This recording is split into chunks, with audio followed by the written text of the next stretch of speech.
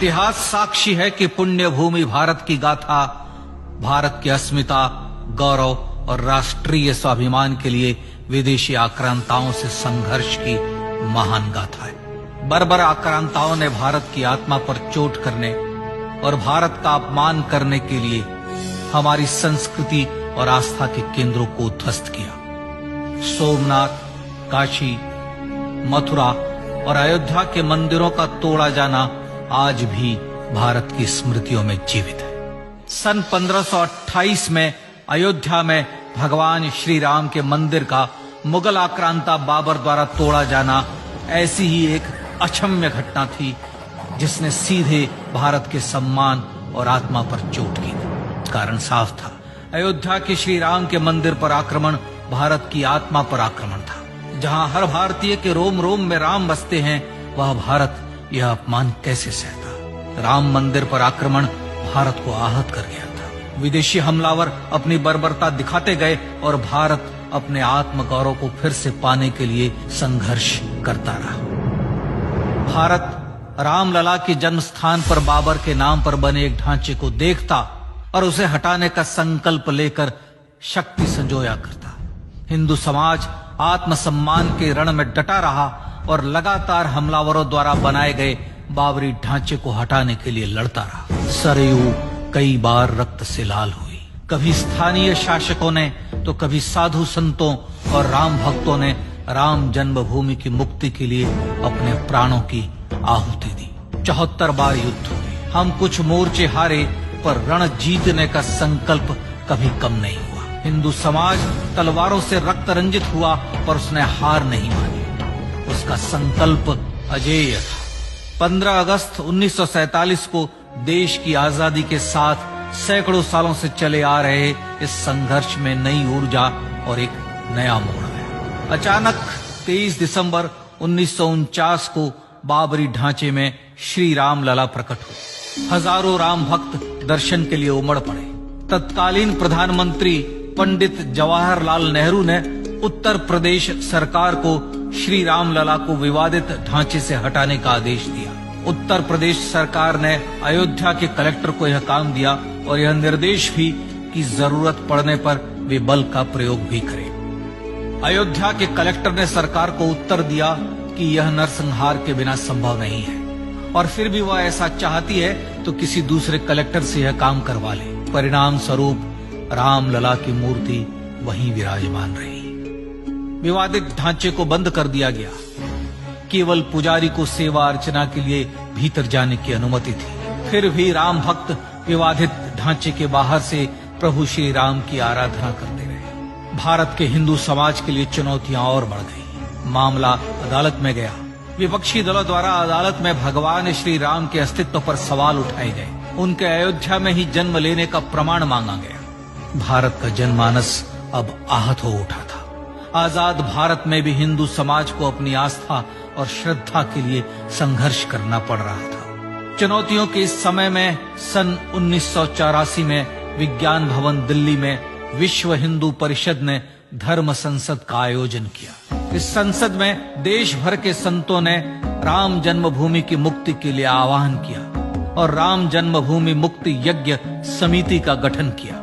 धर्म संसद ने राम जन्मभूमि की मुक्ति और वहां भगवान श्री राम के भव्य मंदिर बनाने के भारत के जनमानस के संकल्प को फिर से दोहराया। विश्व हिंदू परिषद के नेतृत्व में मंदिर निर्माण के लिए पूरे देश में अभूतपूर्व आंदोलन की शुरुआत हुई। श्री राम जन्मस्थली मुक्ति यज्ञ समिति के साथ देश भर में राम जानकी की रथ यात्राएं निकली। राम लीलाओं में राम कथा के माध्यम से भारत का आम जन फिर से जुटा। अब सबके मन में एक ही प्रण था, एक ही लक्ष्य था। अयोध्या में जन्मभूमि पर भगवान श्री राम के भव्य मंदिर का निर्माण। सन 1989 में विश्व हिंदू परिषद द्वारा गांव-गांव से रामशिला पूजन करके अयोध्या भेजी गई। 2,75,000 गांवों से रामशिलाएं अयोध्या पहुंची। भव्य राम मंदिर के शिलान्यास का निर्णय हुआ।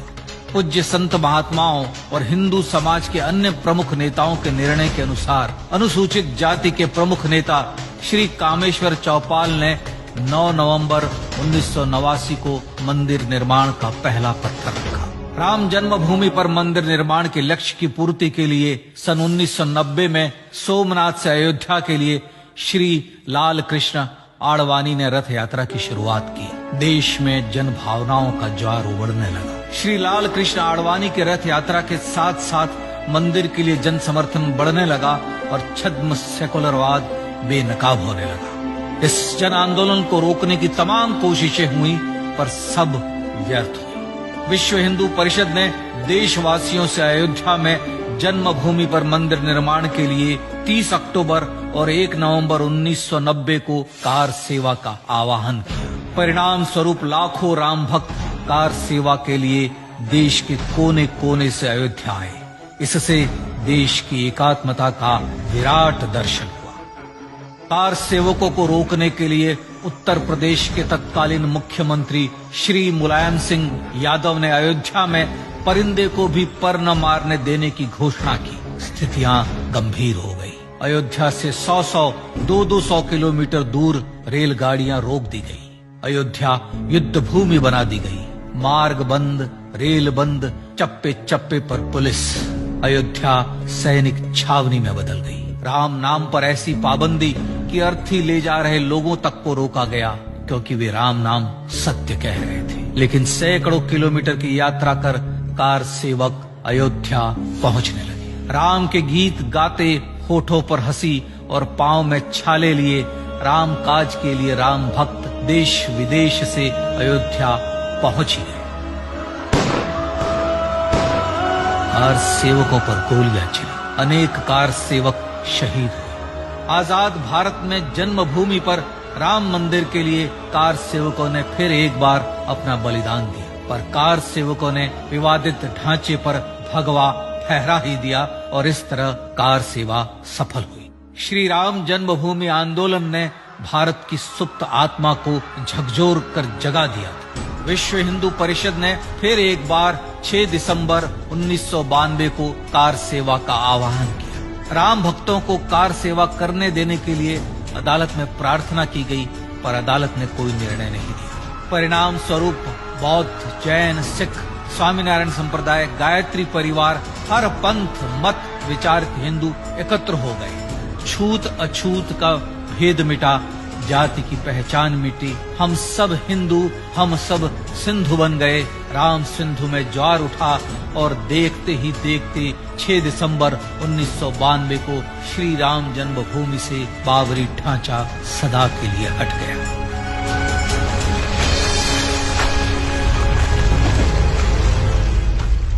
यह क्षण शौर्य, न्याय और सत्यमेव जयते का क्षण था। यतो धर्मस्ततो जय का क्षण था। पर संघर्ष की गाथा यहां जाकर भी नहीं रुकी। छद्म सेकुलरवादियों द्वारा भारत और भगवान श्री राम के इतिहास को झुठलाने के लिए अदालतों में चुनौतियों का सिलसिला चलता रहा, जो 1950 से चल रहा था। हिंदू सिखों के बीच से गुजरते हुए भगवान श्री राम का दर्शन करने के लिए विवश थे। यह स्थिति थी आजाद भारत में श्री राम और राम भक्तों की। पर सत्य को तो जीतना ही था। आखिरकार देश के सर्वोच्च न्यायालय के 5 जजों की खंडपीठ ने 9 नवंबर 2019 को ऐतिहासिक निर्णय दिया और यह कहा कि अयोध्या जन्मभूमि परिसर की पूरी 67 एकड़ भूमि रामलला की, और न्यायालय ने भारत सरकार को जन्मभूमि पर मंदिर बनाने के लिए एक ट्रस्ट बनाने का आदेश दिया। सर्वोच्च न्यायालय के आदेश के अनुसार भारत सरकार ने 5 फरवरी 2020 को श्री राम जन्मभूमि तीर्थ क्षेत्र नाम के ट्रस्ट का गठन किया और राम जन्मभूमि न्यास की भूमि जो सरकार द्वारा अधिग्रहित की गई थी उसे ही नवनिर्मित न्यास को वापस दे दिया गया। 5 अगस्त 2020 को भारत के प्रधानमंत्री श्री नरेंद्र मोदी ने श्री राम जन्मभूमि तीर्थ क्षेत्र के अध्यक्ष पूज्य महंत नृत्य गोपाल दास, राष्ट्रीय स्वयंसेवक संघ के पूज्य सरसंघ चालक डॉक्टर मोहन भागवत एवं उत्तर प्रदेश के मुख्यमंत्री श्री योगी आदित्यनाथ की उपस्थिति में श्री राम जन्मभूमि पर भगवान श्री राम के भव्य मंदिर के लिए भूमि पूजन कर निर्माण कार्य का शुभारंभ किया। इस तरह लगभग 500 वर्षों से राम जन्मभूमि की मुक्ति के संघर्ष का पटाक्षेप हुआ। अपने आत्मसम्मान और राष्ट्रीय अस्मिता के लिए इतना लंबा संघर्ष विश्व के इतिहास में बेजोड़ है। श्री राम भारत की आत्मा, भारत की परिभाषा, हमारे राष्ट्रीय आदर्शों और जीवन मूल्यों के प्रतिनिधि मर्यादा पुरुषोत्तम हैं, जो हर हिंदू के होठों पर जन्म से मृत्यु तक रहे। बस यही हर हृदय में प्रार्थना होती है। राम भारतीय राष्ट्रीय स्वाभिमान और आसेतु हिमालय से समुद्र पर्यंत तक जन जन को एकात्मता के बंधन में बांधने वाले रक्षा सूत्र है। अयोध्या स्थित श्री राम जन्मभूमि पर बाबर का हमला वास्तव में भारत के स्वाभिमान और राष्ट्रीयता पर हमला था। प्रधानमंत्री श्री नरेंद्र मोदी द्वारा श्री राम जन्मभूमि पर राम मंदिर का पुनः निर्माण न केवल बाबरी मानसिकता का पराभव है, बल्कि संपन्न, सुखी, सुसंस्कृत, सर्वशक्ति संपन्न स्वराष्ट्र का सूर्योदय भी है। यह उस राम राज्य की दिशा में वह कदम है जिसकी अभिलाषा राज राजेंद्र चोल, कृष्णदेव राय, छत्रपति शिवाजी महाराज से लेकर महात्मा गांधी तक ने की थी। अयोध्या में जन्मभूमि पर भगवान श्री राम का मंदिर न सिर्फ राष्ट्रीय गौरव होगा, बल्कि वह श्री राम के आदर्शों का राष्ट्र मंदिर होगा। अब वह महान संकल्प पूरा होने जा रहा है। आइए इस राम यज्ञ, राष्ट्र यज्ञ में जिन ज्ञात और अज्ञात भारतीयों ने अपनी आत्माहुति दी है, उनका पुण्य स्मरण कर उन्हें श्रद्धांजलि दी।